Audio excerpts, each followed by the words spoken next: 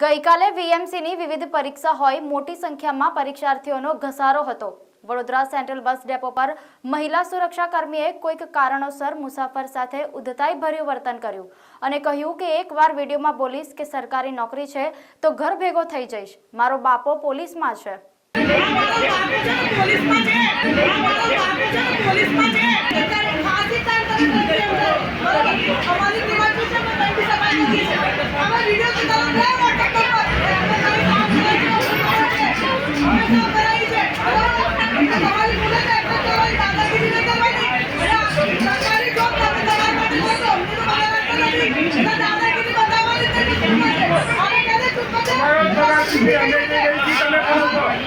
हमने पगार हमारे तरफ से મળે છે, हमारे तरफ से તમને પગાર મળે છે।